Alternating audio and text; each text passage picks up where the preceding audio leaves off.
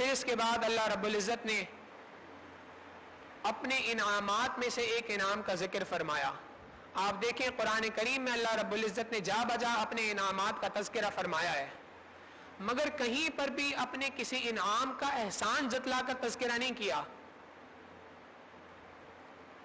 ایک نعمت ایسی ہے پورے قرآن کریم کو ٹٹول لیں، اللہ رب العزت نے ایک نعمت ایسی انسانوں کو عطا فرمائی کہ جس نعمت پر پروردگار عالم کو احسان جتلانا پڑا، یہ بتانے کے لیے کہ یہ نعمت تمہارے اوپر بہت بڑی ہے.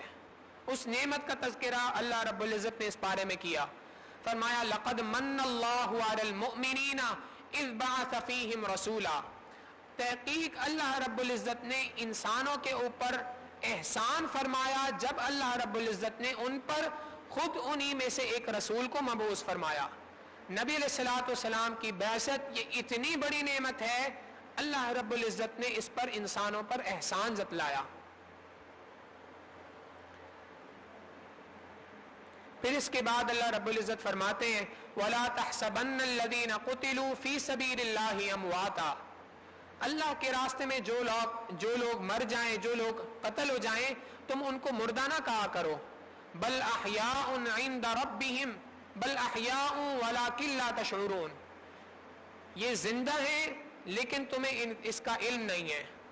ہمارا عقیدہ ہے کہ شہداء اور انبیاء یہ اپنی قبروں میں اسی طرح سے حیات ہیں جس طرح سے دنیا کے اندر ان کی حیات تھی. یہ ہمارا عقیدہ ہے، ہمیں اس عقیدے کے اوپر مضبوط ہونا چاہیے. انبیاء اور شہداء اپنی قبروں میں اسی طرح سے حیات ہیں جس طرح سے دنیا کی زندگی کے اندر حیات تھے. یہی وجہ ہے کہ ایک بات حدیث مبارکہ کے اندر بھی ہے کہ جب کوئی شخص نبی علیہ الصلوۃ والسلام کے مواجہ شریف پر حاضر ہوتا ہے، سلام پیش کرتا ہے، اللہ کے محبوب صلی اللہ علیہ وسلم اس کو جواب دیتے ہیں. پھر اس کے بعد اس سورت کا سورہ آل عمران کا اللہ رب العزت نے ختم فرمایا، اور ختم پر 3 باتیں فرمائیں. 2 باتیں ایمان والوں کی نشانی فرمائی. پہلی نشانی کہ وہ آسمان اور زمین کے تخلیق کے اندر غور و فکر کرتے ہیں اور اس کے ذریعے سے اپنے پروردگار کو پہچاننے کی کوشش کرتے ہیں.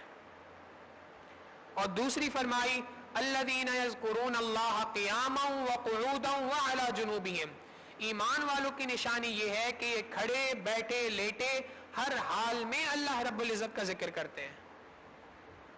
اب اس بات کی تھوڑی سی تفصیل ہے.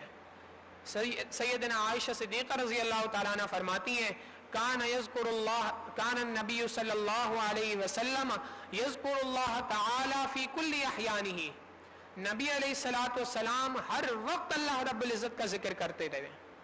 تو اللہ کا قرآن بھی کہہ رہا ہے کہ ہر وقت اللہ کا ذکر کرنا ہے. نبی علیہ الصلوۃ والسلام کا بھی معمول بتایا جا رہا ہے، ہر وقت اللہ کا ذکر کرتے تھے. لیکن یہ بات سمجھ نہیں آتی کہ انسان تو کھاتا بھی ہے، پیتا بھی ہے، سوتا بھی ہے، جاگتا بھی ہے، بیت الخلاء میں بھی جاتا ہے، تو اللہ کا ذکر ہر وقت کیسے کر سکتا ہے؟ مفسرین نے لکھا ہے نبی علیہ الصلوۃ والسلام کا جو یہاں معمول ذکر ہے اس سے مراد ذکر قلبی ہے. انسان دل میں اللہ رب العزت کو یاد کرے، ہاتھ اس کے کام کاج میں مشغول ہو، دل اللہ رب العزت کی یاد میں مشغول ہو. یہ ایک نعمت ہے جو انسان کو حاصل کرنی ہے، اور یہ نعمت اللہ والوں کی صحبت کے بغیر حاصل نہیں ہو سکتی. یہ نعمت انہی کے پاس ہے کہ 24 گھنٹے وہ اللہ رب العزت کی یاد کے اندر ہوتے ہیں. وہ سو رہے ہوں تو بھی اللہ کی یاد میں ہوتے ہیں، جاگ رہے ہوں تو بھی اللہ کی یاد میں ہوتے ہیں، بظاہر ایک دوسرے سے باتیں کر رہے ہوتے ہیں لیکن تب بھی اللہ کی یاد کے اندر ہوتے ہیں. اللہ رب العزت یہ نعمت ہمیں بھی نصیب فرمائے. پھر اس کے بعد اللہ رب العزت نے ایک دعا بھی اس کے اندر فرما دی، بڑی جامع دعا ہے.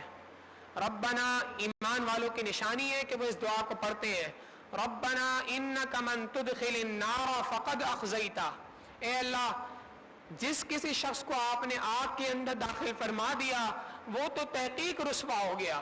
وما للظالمین من انصار، اور ظالموں کا تو دنیا آخرت کے اندر کوئی مددگار نہیں ہوگا. ربنا اننا سمعنا منادیا ینادی للایمان ان آمنوا بربکم فآمنا، اے اللہ ہم نے ایک پکارنے والے کو سنا کہ وہ پکار رہا تھا کہ اللہ کے اوپر ایمان لے آؤ، ہم اس کی پکار کے اوپر لبیک کہا اور ہم ایمان لے آئے۔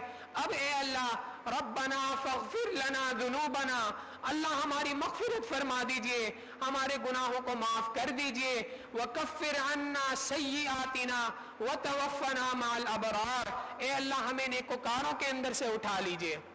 ربنا وآتنا ما وعدتنا علی رسولک، اے اللہ ہمیں وہ عطا فرما دیجئے جس کا آپ نے اپنے رسولوں سے وعدہ فرمایا۔ ولا تخزنا یوم القیامہ، قیامت کے دن ہمیں رسوا نہ فرمانا۔